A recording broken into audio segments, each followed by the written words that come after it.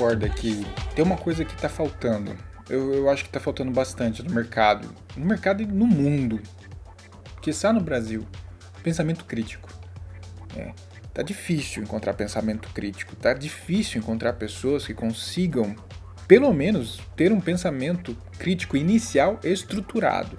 Porque acabam confundindo o que realmente é pensamento crítico com qualquer outra coisa, menos pensamento crítico. Mas está faltando o pensamento crítico. E quando eu falo com você, designer, sobre pensamento crítico, também está faltando. Muitos designers saem numa camada ou numa fórmula pronta de alguma coisa que constrói um ser robô sem pensamento crítico. E agora?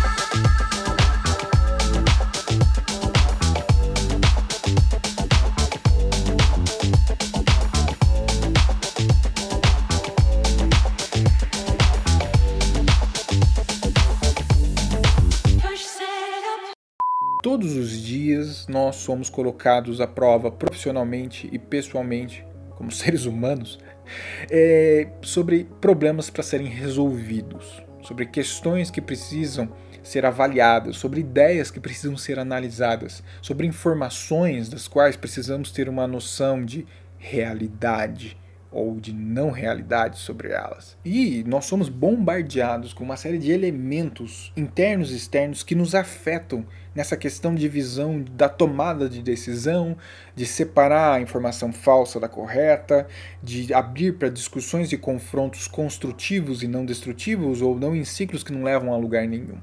Tudo isso, nos coloca à prova todo dia. E aí vem as questões, obviamente, que são armadilhas muitas vezes, dos nossos preconceitos, dos nossos elementos culturais enraizados que nós carregamos ao longo, algumas vezes, da vida, achando que são, elementos que não podem ser transformados, não podem ser mudados, não podem mudar o ponto de vista. E, obviamente, esses valores, esses preconceitos, eles são terríveis e são armadilhas terríveis mesmo, Eu tô chocado em falar. São armadilhas nessa construção de um pensamento crítico, de não levar, obviamente, apenas um lado de visão e enviesar e etc. O pensamento crítico ele é fundamental para nós como seres humanos, Porque é uma forma de pensar que busca trazer à tona uma autodisciplina, um autoconhecimento, uma autodireção, uma autocorreção, com um foco em, obviamente, melhorar a forma como a gente se comunica com o mundo. O pensamento crítico vem exatamente com esse objetivo, de trazer para nós o que eu posso chamar de um equilíbrio, tirando a gente de preceitos, preconceitos, de elementos cimentados de uma sociedade, de uma vida, de uma família, de instituições como um todo, falando de forma melhor, que obviamente não nos dá uma visão mais ampla, não nos traz uma visão do todo. E o que é, obviamente, perigoso quando a gente fala sobre percepção de mundo. E claramente, nós como designers precisamos ter o pensamento crítico. O pensamento crítico é fundamental para qualquer área, para engenharia, para direito, para pesquisador, para qualquer lugar. Para designers, nosso contexto aqui vem de forma fundamental, porque é um método muito útil para você abordar numa visão de qualquer situação antes de você pular diretamente para o fim, para a tomada de decisão da qual pode ser errada, enviesada ou pelo menos não eficiente e que não alcance a eficácia. Dentro dessa visão, o pensamento crítico é exatamente o que a gente precisa. Se for para resumir aqui, é isso que a gente precisa. Mas, como eu falei lá no começo, está faltando. Está faltando o pensamento crítico de designers. E esse é o perigo.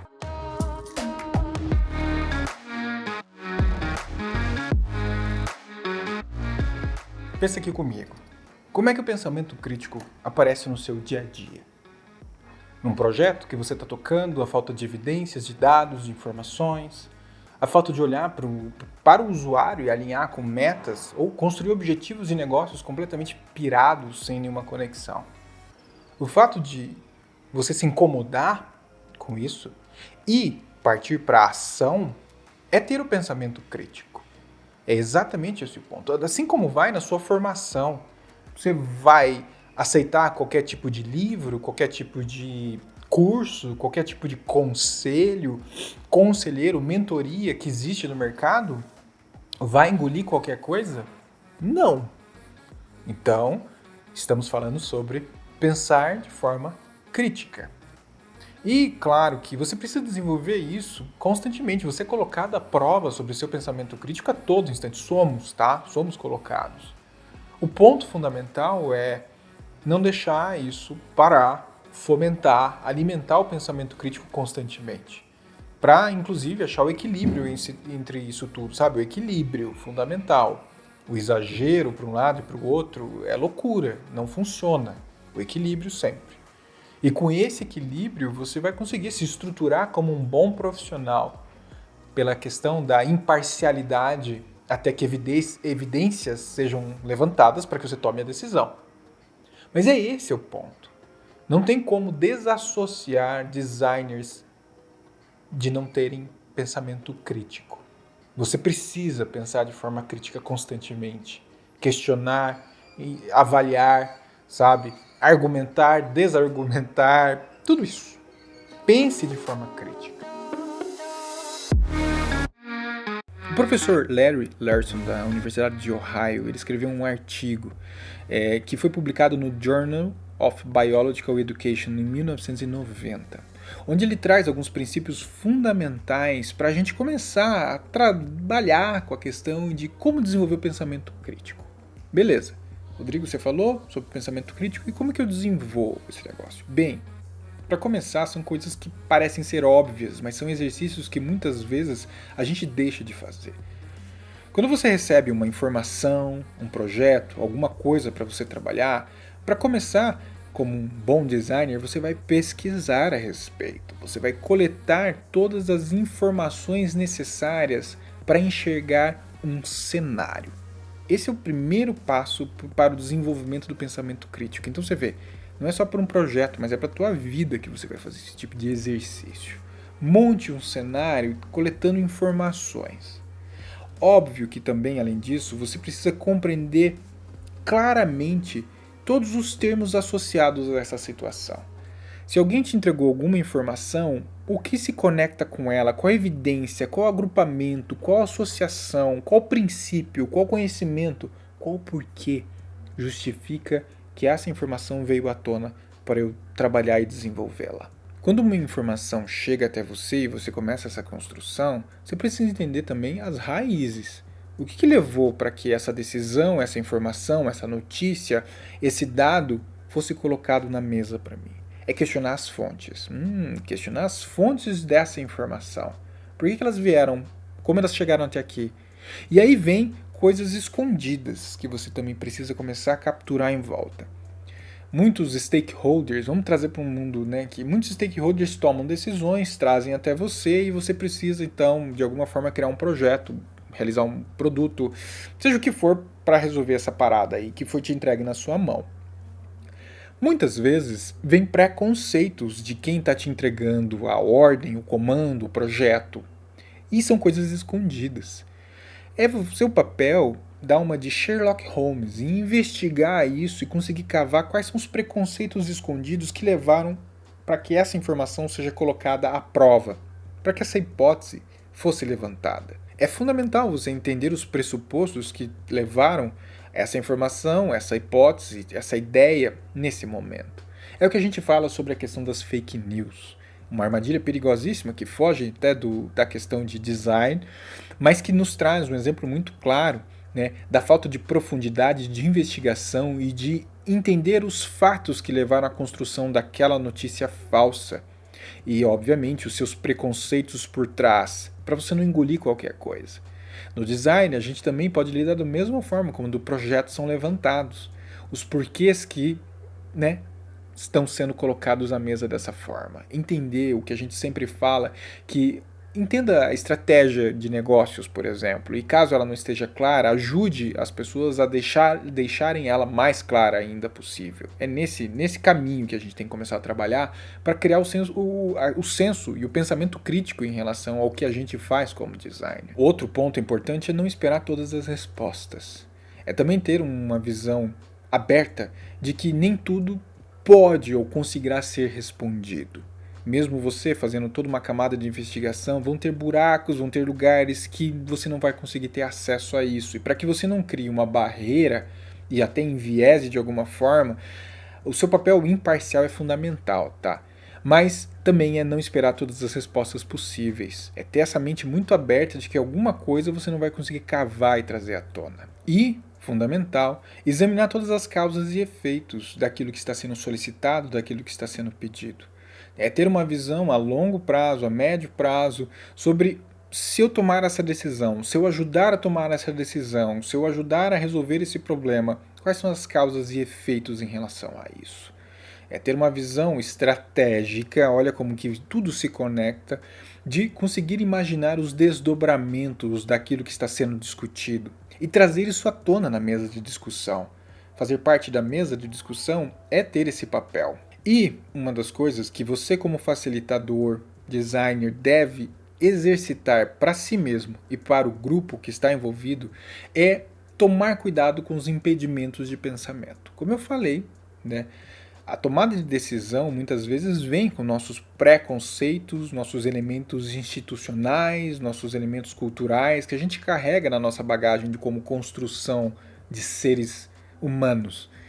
E, obviamente, cuidado com toda essa bagagem e esses impedimentos de pensamento. Você, como designer, já tem que fazer um exercício tremendo de conseguir quebrar isso. E, numa mesa de discussão, você deve fazer o exercício de quebrar esses pensamentos em grupo de forma co-criativa. Essa coisa de alinhamento é fundamental para que todos estejam na mesma página e que consigam entender o quanto é importante a imparcialidade para a tomada de decisão. Porque existem evidências e fatos que realmente vão direcionar a tomada e não pessoas baseadas no achismo. O pensamento crítico, você vê, ele se conecta muito nessa questão desse papel do designer e conseguir destrinchar com que as pessoas trabalhem em conjunto e sem viés e com dados e evidências. Está tudo muito próximo e por isso que eu acho importante trazer à tona o desafio de você, como designer, desenvolver o pensamento crítico, porque é constante. Ele não para. Ele é um exercício do qual, se você parar de exercitar, de praticar, você fica para trás. Você começa a enviesar, você começa a ser parcial sobre um aspecto de uma visão, talvez fechado em dogmas ou elementos ou ideologias que, na verdade, são desnecessárias para a sua vida e para a sua carreira como profissional. Gosto muito da provocação da quebra de paradigma que design pode fazer dentro das empresas. E aí vem a necessidade fundamental de você, como designer, começar a quebrar os paradigmas como você, como designer aí, para que o pensamento crítico venha como esse exercício de quebra do que você acha que realmente é fechado e não pode ser mudado. Não, o design é orgânico, ele é vivo, ele é mutável. Assim como o mundo hoje, tá aí o mundo VUCA para a gente ter essa ideia. Tudo é volátil, tudo é mutável, tudo é modificável e muito rápido e ambíguo. E você precisa acompanhar esse mesmo princípio, porque o design discute isso. O design coloca na mesa esse tipo de discussão. Então, tenha pensamento crítico nesse aspecto e traga e desenvolva baseado nesses passos que o professor trouxe, porque é importante para você, como eu já falei, para sua carreira. A neurociência já traz para nós e já provou que o QI ele não é fixo. O coeficiente intelectual é totalmente flexível e capaz de crescer, desenvolver através do estudo, através da leitura, através da busca pelo aprendizado contínuo. E também nos traz um balanço muito importante de que não é só o QI que é fundamental para as nossas vidas. O coeficiente emocional, o QE, também é tão importante quanto o QI. Não adianta nada você valorizar o seu intelecto se você não busca um desenvolvimento também muito importante do coeficiente emocional.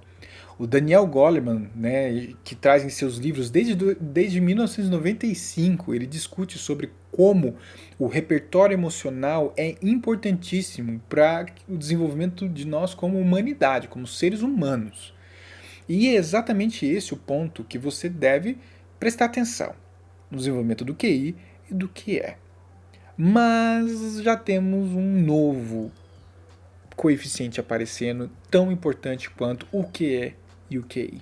É o QA, o coeficiente de adaptação, de adaptabilidade. A sua capacidade de conseguir se adaptar a contextos, a desafios, a questões das quais somos colocados à prova, ao mundo VUCA, o volátil, incerto, complexo e ambíguo, da qual nós somos expostos diariamente. Se você não tem um poder de adaptação, você provavelmente não consegue ter um coeficiente emocional e um coeficiente intelectual que também sejam progressivos. Tudo tem que evoluir de forma equilibrada.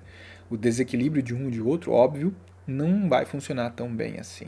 E no mundo de hoje, a resposta de um coeficiente de adaptabilidade, por isso é tão importante quanto qualquer outro, pela velocidade, pela mudança, pelo trabalho que nós temos que entregar a cada dia. Mercado, economia, política, vida, discussões, religião, cultura, tudo tem mudado de forma muito rápida. E se você, como ser humano, não trabalha essa questão de adaptação, você não consegue acompanhar o contexto e todo o restante dos coeficientes também ficam desequilibrados. E é interessante você, como profissional, pensar exatamente como trabalhar esse coeficiente de adaptação dia após dia.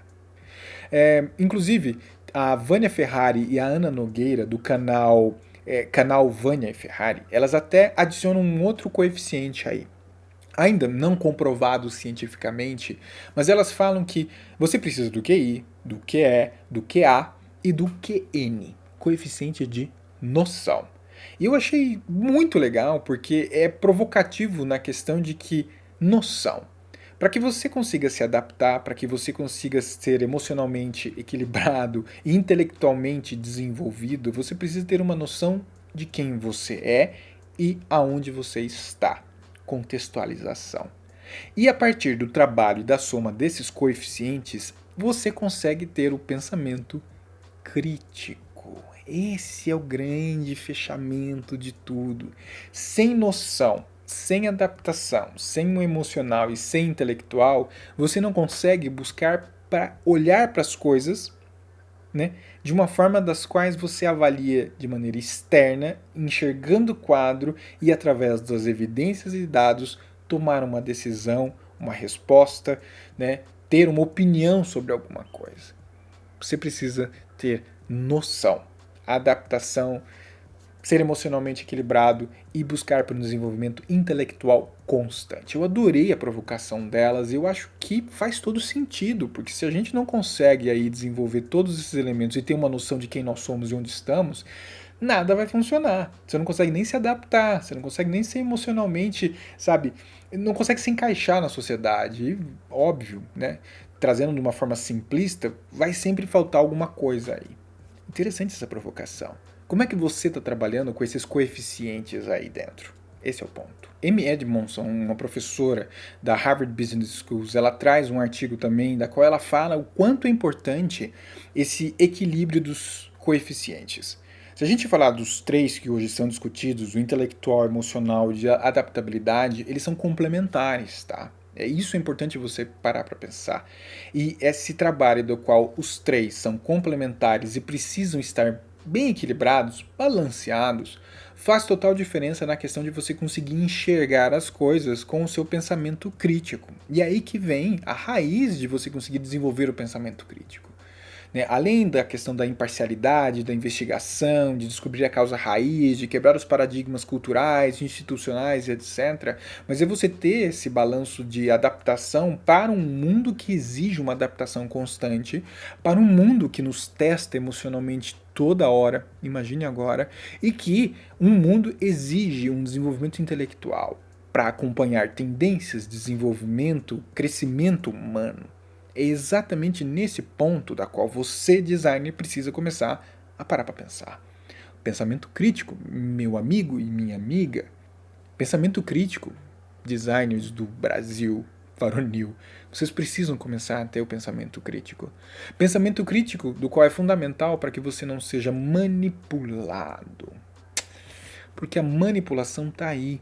A manipulação não é um monstro ou uma entidade, assim como a gente brinca aqui no mercado, mas não é um monstro ou uma entidade. A manipulação é um elemento natural que vai te direcionar para você achar que sabe alguma coisa porque você não tem profundidade. A minha provocação aqui é justamente nesse ponto. Você tem profundidade em assuntos, em conhecimento, em vida, em vivência? Busque por essa profundidade em se conhecer, em se estruturar emocionalmente. Terapia é bom para isso, repito. Intelectualmente, um conhecimento da qual você vai buscar de forma profunda e não rasa. E também nessa questão de poder se adaptar a um mundo que está aí, nos questionando, nos colocando à prova como profissionais e como pessoas. Esse é o ponto fundamental para você parar para pensar. Por isso que eu acho que está faltando pensamento crítico e por isso você precisa começar a buscar por ele, caso você ache que também está faltando por aí.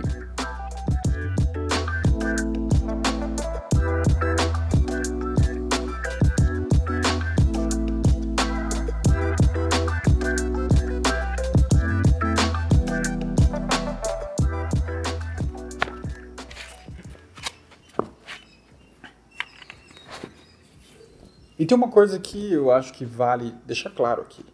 Não tem atalho. Não tem como ter atalho. Não tem como pegar o caminho mais curto. Até tem, mas não faz bem. E não é durável a longo prazo.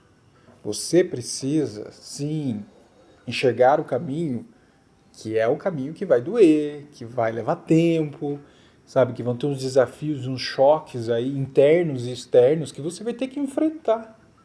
E isso é ter pensamento crítico. E você precisa ter essa consciência, porque isso também ajuda a desenvolver o que mais? Maturidade. Sabe a maturidade? A maturidade profissional, coeficiente emocional, com o intelectual trabalhando ali. Então, você precisa disso. Então você precisa sim entrar em choque com você mesmo e não buscar pelos caminhos mais curtos e simples. Claro que tem caminho curto e simples que até funciona, tá? Vai te complementar alguma coisa, mas assim, não generaliza, não faz a sua vida sempre estar pulando pro caminho mais fácil.